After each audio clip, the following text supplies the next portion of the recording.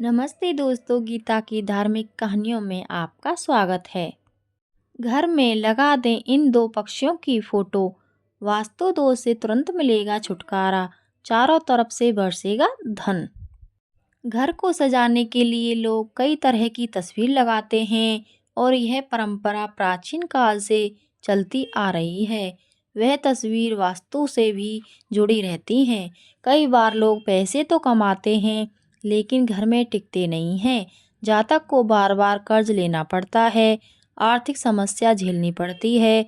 वहीं वास्तुशास्त्र में कुछ ऐसी तस्वीरों का उल्लेख है जिसको घर में लगाने से घर में सुख समृद्धि की वृद्धि होती है और आर्थिक उन्नति होती है।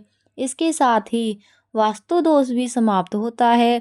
वास्तुशास्त्र के अनुसार घर में किन पक्षियों की तस्वीर लगाना शुभ माना जाता है और किस दिशा में लगानी चाहिए, जानते हैं।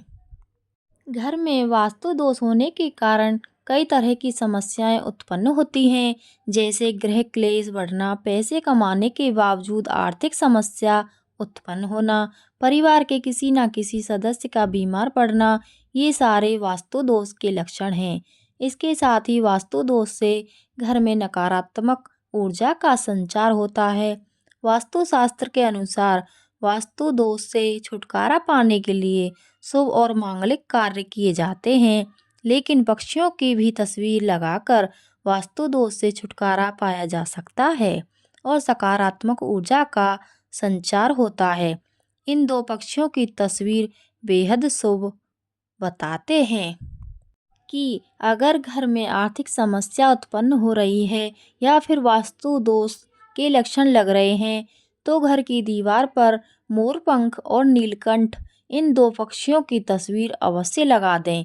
यह दो पक्षी सबसे शुभ माने जाते हैं। मोर माता लक्ष्मी का ही प्रतीक माना जाता है और नीलकंठ माता दुर्गा का प्रतीक माना जाता है। इन दो पक्षियों की तस्वीर घर में लगाने से आर्थिक समस्या समाप्त हो जाती है। इसके साथ ही वास्तु दोष से भी छुटकारा मिल जाता है। इस दिशा में लगाएं तस्वीर। अगर आप नीलकंठ की तस्वीर प्रवेश द्वार पर या घर की पूर्व दिशा में लगाते हैं तो आपके घर में सुख समृद्धि की वृद्धि होगी और आर्थिक उन्नति होगी। अभी घर से निकलते वक्त नीलकंठ या मोर की तस्वीर देखेंगे तो सभी कार्य पूर्ण होंगे। गिद्ध की तस्वीर वेस्टर्न वास्तुशास्त्र के अनुसार यदि आप चाहते हैं कि आपको हर काम में सफलता मिले तो घर के लिविंग रूम में गिद्ध की तस्वीर लगा सकते हैं। हिंदू धर्म में गिद्ध को गरुड़ भी कहा जाता है। न सिर्फ वास्तुशास्त्र में बल्कि फेंग शुई और चाइनीज वास्तुशास्त्र में भी गरुड़ को सफलता का प्रतीक माना जाता है। फिनिक्स को अग्नि का प्रतीक माना जाता है। इसकी तस्वीर लगाने के लिए दक्षिण पूर्वी दीवार यानी आग्नेय कोण सबसे पहले शुभ माना जाता है। लव बर्ड्स की तस्वीर। वास्तुशास्त्र में लव बर्ड्स को बेहद शुभ और लकी माना जाता है। यदि आप चाहते हैं कि आपका वैवाहिक जीवन सुखमय बीते और आपके घर में सुख समृद्धि बनी रहे, तो इसके लिए शुक्रवार के दिन घर में लव बर्ड्स की तस्वीर लेकर आएं और उसे उत्तर दिशा की दीवार पर लगाएं। ऐसा करने से न सिर्फ आपके घर में सुख समृद्धि आएगी बल्कि सकारात्मक ऊर्जा का संचार भी बढ़ जाएगा। हंस की तस्वीर। यदि आप चाहते हैं कि आपको भाग्य का पूरा पूरा साथ मिले तो इसके लिए घर के लिविंग रूम में हंस की तस्वीर लगा सकते हैं। ये तस्वीर आप पूर्वी दीवार पर लगाकर लाभान्वित हो सकते हैं। ऐसा करने से आपको भाग्य का पूरा साथ मिलेगा। कई बार लोग ऐसा महसूस करते हैं कि काफ़ी परिश्रम और प्रयत्न के बाद भी धन नहीं मिलता या मनचाही सफलता नहीं मिलती। कभी मेहनत के अनुसार आपको पैसे नहीं मिलते तो कभी मनमाफिक नौकरी नहीं मिलती। व्यापारी हैं तो व्यापार में बरकत नहीं है। यदि उपरोक्त बातें छोड़ भी दें तो सब कुछ होने के बावजूद मानसिक शांति नहीं है। पारिवारिक जीवन में उथल पुथल मची हुई है। नौकरी में अस्थिरता है या मन में बेचैनी घबराहट बनी रहती है। हो सकता है कि आपको अनावश्यक डर सताता हो। आखिर ऐसा क्यों? सभी तरह की समस्याओं के समाधान के लिए हम ऐसे 19 उपाय बता रहे हैं जो आपके दिलो दिमाग को शांत तो रखेंगे ही, साथ ही प्रगति के द्वार खोलकर धन की कमी भी दूर करेंगे। परिवार में फिर से खुशियाँ लौट आएंगी। सुगंध से पाए जीवन में शांति। सुगंध का जीवन में बहुत महत्व होता है। सुगंध में भी इत्र की सुगंध हो तो कहना ही क्या। जरूरी नहीं है कि शरीर और कपड़ों पर सुगंध का इस्तेमाल करें। आप सुगंध के लिए घर में सुगंधित पौधे भी लगा सकते हैं। घर में गुड़, घी, गूगल और कपूर की सुगंध का इस्तेमाल करके आप घर के वास्तु दोष को तो दूर कर ही देंगे, साथ ही आपके मन में शांति का विस्तार होगा। इस नियम को समझें कि जहाँ शांति होती है वहीं खुशहाली होती है। बरकत के लिए बरकत आती है। साफ नीयत, साफ शरीर और साफ घर से मन, शरीर और घर साफ सुथरा और स्वच्छ रहेगा तो घर में बरकत रहेगी। साफ नीयत के लिए दान दें, साफ शरीर के लिए पंच स्नान और व्रत करें, स्वच्छ घर के लिए समुद्री नमक से पोछा लगाएं और घर का अटाला घर बाहर कर दें। पोछा लगाना सप्ताह में एक बार गुरुवार को छोड़कर समुद्री नमक से पोछा लगाने से घर में शांति रहती है। घर की सारी नकारात्मक ऊर्जा समाप्त होकर घर में झगड़े भी नहीं होते हैं तथा लक्ष्मी का वास स्थायी रहता है। बरकत अर्थात वह शुभ स्थिति जिसमें कोई चीज़ या चीज़ें इस मात्रा में उपलब्ध हों कि उनसे आवश्यकताओं की पूर्ति होने के बाद भी वह बची रहें, अर्थात अन्न इतना हो कि घर के सदस्यों सहित अतिथि आए तो वह भी खा लें। धन इतना हो कि आवश्यकताओं की पूर्ति के बावजूद वह बचा रहे। घर में रखे ये वस्तुएं, घर में ऐसी वस्तुएं रखें जो घर की ऊर्जा को सकारात्मक बनाती हों, मन को लुभाती हों और पारिवारिक एकता को कायम रखती हैं। घर में प्रत्येक वस्तु का उचित स्थान होता है। वस्तु भी आपके जीवन पर अच्छा या बुरा प्रभाव डालती हैं।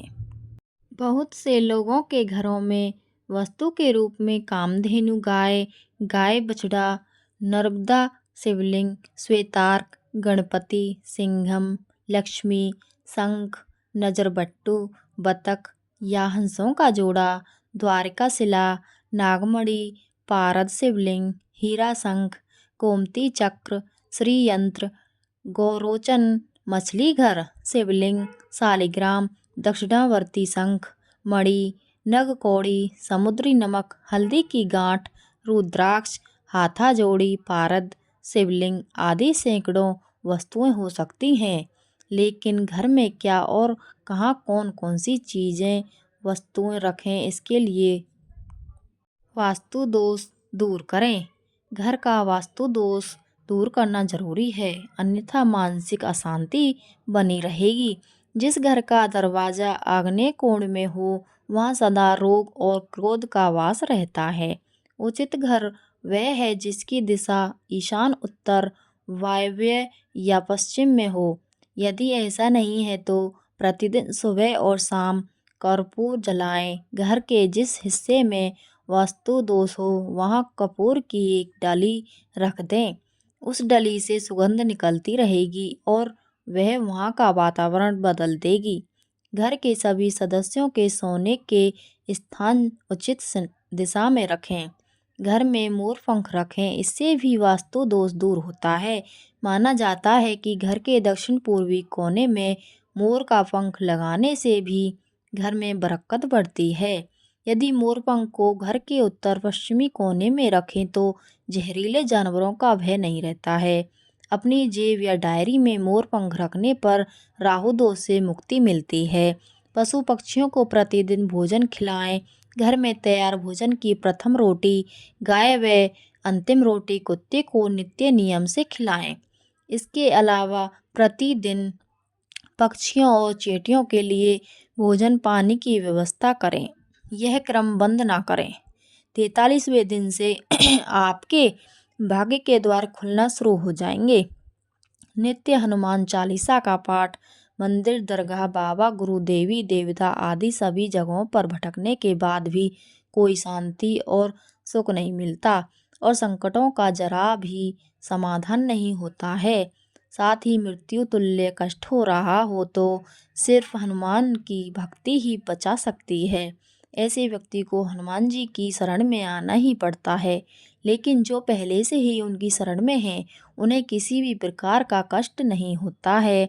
शास्त्रों के अनुसार कलयुग में हनुमान जी की भक्ति को सबसे जरूरी, प्रथम और उत्तम बताया गया है। लेकिन अधिकतर जनता भटकती हुई है।